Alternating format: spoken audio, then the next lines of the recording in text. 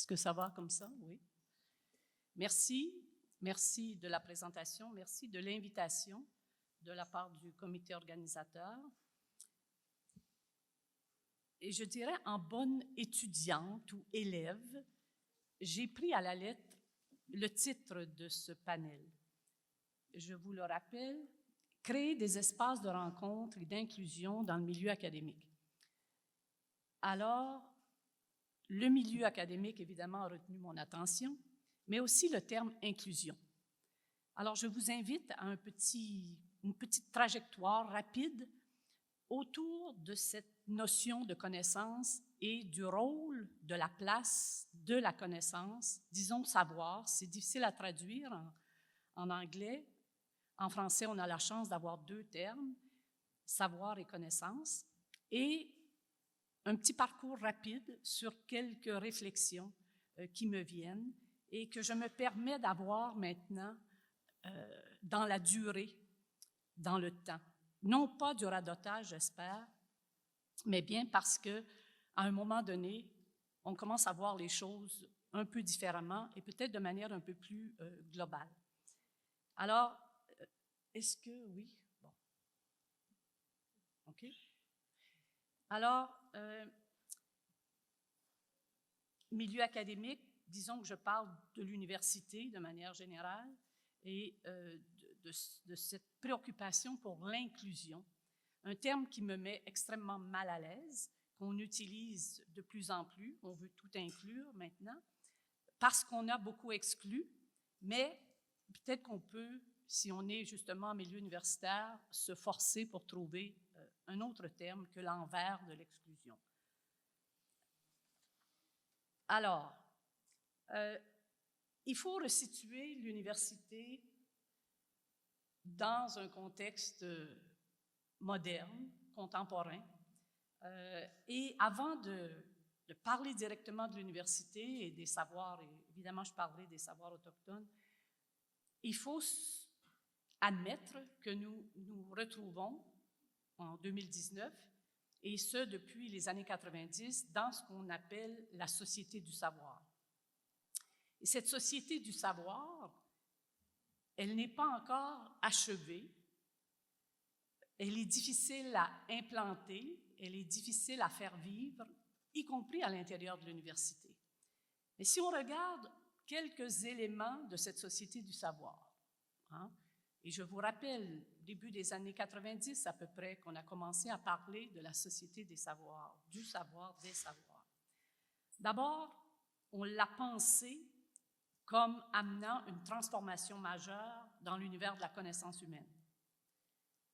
S'il y a un endroit qui doit refléter ça, c'est bien l'université, à mon avis. Mais on a aussi mis en évidence, dans cette préoccupation pour la société du savoir, l'existence de systèmes de savoir autres que le système occidental ou même le système scientifique. On a mis l'accent sur les producteurs et les productrices de savoir, et non seulement sur les résultats. Et là-dessus, je rejoins quelques-uns des propos de Leila à l'instant. On a mis aussi en évidence le fait que le savoir était quelque chose de vivant, qu'il était en mouvement, en action. On a également fait valoir l'importance de la transmission du savoir entre les humains, le rôle social de la connaissance. On s'est intéressé aux multiples formes du savoir, écrit, oral, artistique, spirituel. On a identifié plusieurs façons d'exprimer des savoirs. Et ce faisant, on a voulu changer cette rupture qui existe souvent entre l'Occident et les autres pays, en créant des liens entre le savoir, plutôt que, enfin, c'était une réponse à la rupture, on pourrait dire aux ordres de savoir différents. On a mis l'accent sur la connexion plutôt que sur la hiérarchie des savoirs, donc les correspondances entre des formes différentes de savoir. Et on a mis l'accent, et encore là, je rejoins Leila là-dessus, beaucoup plus sur les processus de production du savoir et de sa mise en application que sur les résultats du savoir. Alors,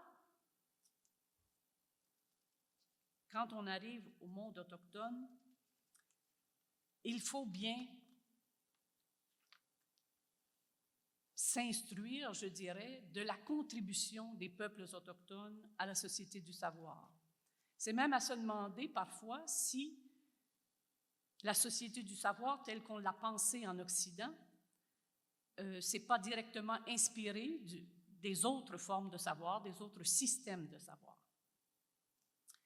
Alors, depuis qu'on parle de la société du savoir, donc de la coexistence de systèmes de savoir, ben, on a mis en évidence beaucoup plus souvent, et nous, c'est un nous très général, à la fois les peuples autochtones avec lesquels on travaille, et à la fois les universitaires qui travaillent avec les peuples autochtones, on a mis en évidence des traditions intellectuelles autochtones, et non pas simplement une information.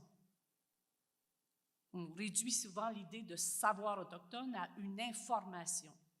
En fait, ces savoirs s'inscrivent dans des traditions intellectuelles. On a aussi compris que ces savoirs formaient des systèmes, c'est-à-dire qu'ils n'étaient pas désorganisés, éparpillés, mais bien inscrits dans des systèmes.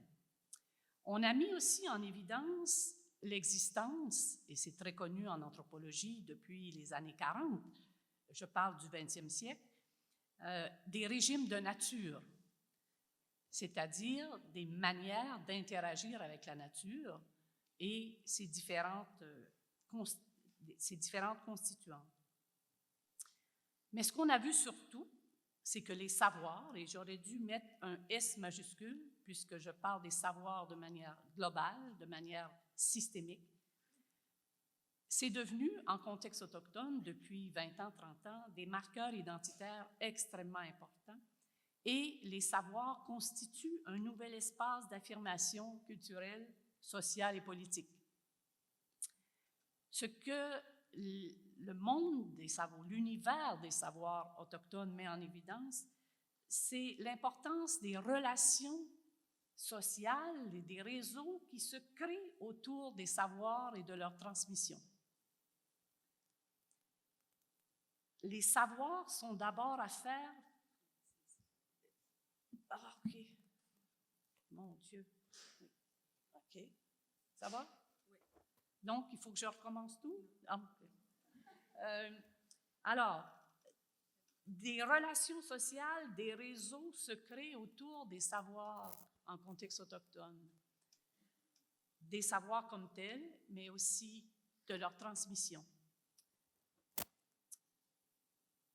Les savoirs sont affaire de relations entre les humains et la nature. Et on voit aussi que des démarches communautaires et collaboratives se déploient dans l'exercice qui consiste à créer, constituer et même narrer par la narration les savoirs. Donc, OK. Ça ne marche pas? Non. Intermittent. OK. Mais comme je le lis d'une certaine manière, c'est pas trop pire. Alors, lorsqu'on s'intéresse au savoir autochtone, on peut facilement mettre en évidence ce type de conditions, de prémices. Et je pense que l'université a tout à gagner, non seulement avec la pression de cette société du savoir un peu théorique, mais aussi avec la pression des composantes, des dimensions que l'on a l'occasion de mettre au jour lorsqu'on s'intéresse au système de savoir autochtone. Et là, je les prends de manière générale et dans les Amériques ou ailleurs. Donc, la question, si l'université un temple du savoir. Moi, j'étais convaincue que à côté des universitaires, quand j'étais plus jeune, c'était le bon Dieu qui était assis là, au minimum. Bon, évidemment, j'ai changé, j'ai pensé que ce n'était pas le bon Dieu, mais autre chose. Mais on a toujours pensé à l'université comme le temple du savoir. Mais dans l'université, on a, comme ailleurs dans la société, créé des hiérarchies. On a créé des exclusions. On a créé des formes de savoir pour mieux se positionner soi-même et positionner les autres. Donc, là, je vais y toucher, là. OK? Si on se préoccupe d'inclure à l'université non seulement les personnes autochtones, mais aussi leur savoir, c'est un peu ce que nous proposait tout à l'heure Nancy en parlant de l'importance de faire intervenir dans l'enseignement des valeurs, des connaissances, des savoirs qui proviennent des cultures autochtones. Alors, pourquoi je mets inclusion avec un point d'interrogation, je pense, qui est là, oui? C'est bien parce que je crois qu'il faut commencer par reconnaître ces distinctions qui existent dans l'univers des connaissances en général et en particulier ces distinctions, lorsqu'elles sont mises en évidence, lorsque l'on s'intéresse au savoir autochtone, encore une fois, de manière systémique. Ça vient nous chercher, je crois. Ça vient nous chercher parce que ça nous oblige à nous questionner sur nos propres manières de faire, sur nos propres manières de produire et de transmettre les connaissances dans nos universités. Ça met en évidence les écueils, les contraintes et ces exclusions, ces stigmatisations que la science, lorsqu'on la laisse libre de faire ce qu'elle veut, produit.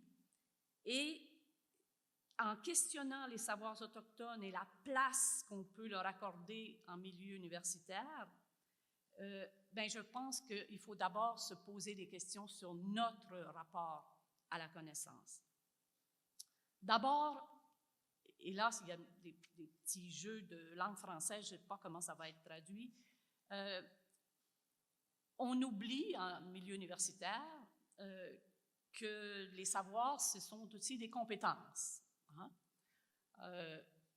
Un chercheur universitaire rarement se définit par ses compétences. Il se dit détenteur de savoir. Et pourtant, un chercheur universitaire qui n'aurait pas de compétences, je crois qu'il ne serait pas à sa place. Que ce soit dans l'enseignement, que ce soit dans la recherche, nous devons nous doter de compétences. C'est une des premières choses que l'on apprend lorsque l'on s'intéresse au savoir autochtone. C'est qu'il ne s'agit pas tant seulement d'une information qui pourrait être totalement extraite du contexte, mais bien que les gens apprennent, développent un meilleur rapport à l'information et utilisent l'information pour transformer la société dans laquelle ils se trouvent. En milieu universitaire, on est très fort pour dire que nos savoirs sont des savoirs théoriques. Et donc, par définition, ce qu'on appellerait les savoirs pratiques, qu'on prête aux autres à l'extérieur de l'université, ça crée toujours une sorte de hiérarchie également. D'abord, les universitaires n'ont pas le monopole de la théorie et la manière pour un universitaire de créer de la théorie, c'est sa manière comme chercheur, merci. Mais à l'extérieur de l'université, dans des communautés autochtones, dans des organisations, peu importe, on crée aussi de la théorie. Qu'est-ce que c'est la théorie? C'est une explicitation du réel. Et je pense que ça serait un peu présomptueux de penser qu'il n'y a que les universitaires qui peuvent théoriser. Ils théorisent beaucoup, ça c'est certain, mais ils ne sont pas les seuls à pouvoir le faire. En questionnant nos propres manières de produire et de transmettre le savoir, ben, on s'interroge évidemment sur nos méthodes, sur les démarches, comment on va produire le savoir, comment on le transmet à nos étudiants, comment on va recueillir de l'information. Alors, on a intérêt à ouvrir nos façons de faire. On est passé, je crois, et je pense que ça, c'est des impacts de la société du savoir, on est passé de modèles très linéaires. Alors, j'ai une question de recherche, je vais parler à des gens pour obtenir de l'information sur cette question de recherche et je présente des résultats. On est beaucoup plus maintenant dans la préoccupation de faire connaître notre démarche que nos seuls résultats. Et on peut se rendre compte également que nos résultats, finalement, lorsqu'on démontre toutes les étapes par lesquelles on a passé, ces liens qu'on a créés pendant les travaux de recherche, bien, on se rend compte que c'est peut-être plus important que le résultat final. Entre autres choses, les résultats sont des occasions d'apprentissage, des occasions pour nous. Ce n'est pas le point final. On nous a enseigné que c'était le point final, mais ce n'est que le début d'un nouvel apprentissage. Et on a commencé aussi, en milieu universitaire depuis 20 ans, à s'intéresser à tous les acteurs, actrices du domaine de la connaissance, et non pas seulement aux universitaires eux-mêmes ou aux étudiants qui travaillent sur leur supervision. On s'intéresse aux détenteurs, aux détentrices de connaissances. Alors, si on conjugue ces deux apports, d'un côté, la Société du savoir, qui a ébranlé un peu l'université, mais pas encore assez à mon avis.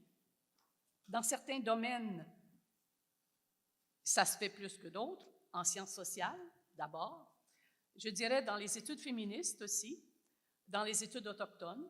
Alors, il y a plusieurs mouvements qui, en s'affichant, en développant leur propre méthodologie, leurs propres outils, viennent ébranler un peu les piliers, les fondations de l'université, et c'est très bien.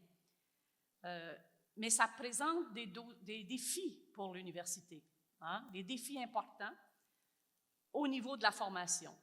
Et je fais le lien avec ce que Nancy disait tout à l'heure concernant les enseignants qui doivent se familiariser davantage avec le monde autochtone, mais ces enseignants sont formés à l'université. Si l'université n'offre pas d'autres types de formation, si l'université ne fait pas intervenir d'autres formateurs que les stricts universitaires, bien, la chaîne va s'interrompre et les enseignants, les futurs enseignants en milieu autochtone, n'auront pas eu le bagage nécessaire pour s'ouvrir à d'autres systèmes de connaissances et encore moins pour pouvoir intégrer dans leur contenu de cours cette information si riche, mais qui n'est pas enseignée pour l'instant à l'université. On va s'interroger aussi sur les étudiants, si on est à l'université. Et il y a un grand mouvement à l'heure actuelle, vous le savez, d'autochtonisation, juste de dire le terme, c'est déjà une pirouette incroyable, d'autochtonisation de l'université. On veut ouvrir les portes de l'université aux étudiants autochtones, mais qu'est-ce qu'on a à leur offrir, d'une part? Puis deuxièmement, est-ce qu'on veut simplement une nouvelle clientèle autochtone? Ou bien, si on veut se poser la question, telle que je la posais dès le début, est-ce que ce n'est pas pour nous une occasion de transformer notre rapport à la connaissance? Finalement, au niveau des enseignements, des apprentissages, bien, il va falloir revoir les contenus, il va falloir revoir la manière que ce soit positionner les activités d'enseignement sur des territoires donnés, mais aussi face à une histoire qui est celle du Québec et du Canada, dont il faut faire connaître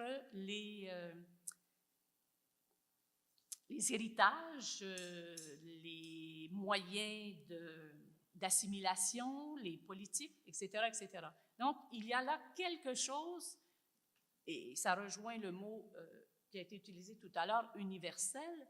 Il y a des enseignements dans tous les domaines qui doivent être faits en ayant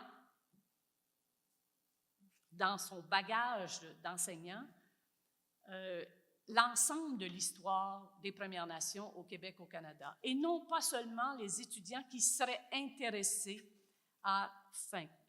Bon, ça ne sera pas long. Si c'est la fin, on y arrive. Oui, c'est presque la fin. Donc, j'ai perdu le fil, évidemment.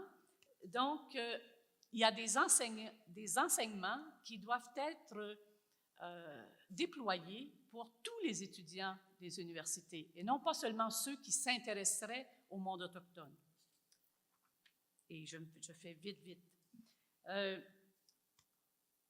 D'autres défis pour l'université, c'est la manière de penser la recherche. Hein. Pour moi, l'université, ce n'est pas seulement la recherche, ce n'est pas seulement l'enseignement, mais c'est bien la connexion entre ces deux niveaux, ces deux dimensions, si on veut, du rapport à la connaissance. Alors, on l'a dit, s'intéresser davantage à des enjeux de société, à des questionnements qui concernent des actions et non pas les individus, comme s'il s'agissait d'espèces particulières en laboratoire. Léla en a parlé. En recherche, on va mettre l'accent sur des pratiques réflexives, beaucoup plus que des pratiques déterministes, par exemple. On va passer de la recherche collaborative et participative, on est beaucoup là-dedans depuis 20 ans, mais vers la co-construction des connaissances. Et ce n'est pas l'équivalent. Lorsqu'on est dans la co-construction des connaissances, le dénominateur de notre action, c'est la connaissance. Lorsqu'on est dans la recherche collaborative, le dénominateur, c'est la recherche. Et il faut comprendre que la recherche, c'est notre mode d'appréhension de la connaissance. Lorsque nous sommes chercheurs universitaires, notre lien à la connaissance transite ou est médié, si je peux dire, par la recherche. Le lien à la connaissance en contexte autochtone, dans des organisations autochtones, dans des associations, le lien à la connaissance passe par d'autres créneaux, par d'autres voies, par d'autres avenues. Et c'est là qu'on fait dialoguer des connaissances. On ne fait pas dialoguer la recherche, on fait dialoguer des connaissances avec des gens à l'extérieur de l'université. Si on reste dans notre univers de recherche, c'est la recherche qui est le dénominateur. Et au nom de la recherche comme dénominateur, on a fait beaucoup d'erreurs, je dirais, ou on a fait les choses peut-être pas complètement. Donc, c'est une invitation basée sur le rapport des Autochtones à la connaissance, dont je parlais au tout début. C'est un rapport relationnel, c'est un rapport social à la connaissance. À l'université, on doit développer ce lien-là avec la connaissance. Et comme chercheurs, nous avons un apport à la connaissance. Il n'est pas unique. Et comme chercheurs, nous pouvons tenter de développer nos compétences dans ce domaine-là. Mais si on veut établir une relation un peu plus équitable dans le monde de la connaissance, il faut que la connaissance soit le dénominateur de la rencontre. L'autre point important du titre de l'atelier, c'est « Espace de rencontre ». Oui, sans aucun doute. Et là, c'est vrai, c'est la dernière page. Espace de rencontre, oui, mais il faut aller plus loin. Il faut partager des questionnements sur la connaissance. Il faut développer un dialogue, évidemment, éthique. Il faut s'inscrire dans une démarche d'apprentissage continu. Et il faut faire en sorte, à l'université, que l'université, au moins d'abord la mienne, j'espère, celle de nos collègues du réseau de l'UQ et celle des universités québécoises dans l'ensemble, faire en sorte, lorsqu'il est question des études autochtones, de faire en sorte que ça devienne des universités du savoir ou l'université des savoirs, et non plus simplement l'université de la recherche et non plus simplement l'université de la formation. Et je crois que si on veut s'inscrire dans la manière dont les Autochtones pensent le savoir, ben, c'est une occasion rêvée pour nous de dépoussiérer certaines de nos pratiques et surtout de nous inscrire, nous aussi, dans cette société du savoir qui est là depuis un peu de temps déjà, quelques décennies, mais vous savez, ça bouge très lentement en milieu universitaire, parfois même jamais, mais on peut quand même être optimiste et s'inscrire dans l'université des savoirs maintenant pour faire une place la plus équitable possible au savoir autochtone, d'une part, mais faire en sorte aussi que notre société va gagner avec ce type de contribution et qu'on visera une société plus égalitaire, plus juste. Et pour moi, comme universitaire, c'est clair que cette justice à laquelle on aspire passe par les savoirs et la connaissance. Merci.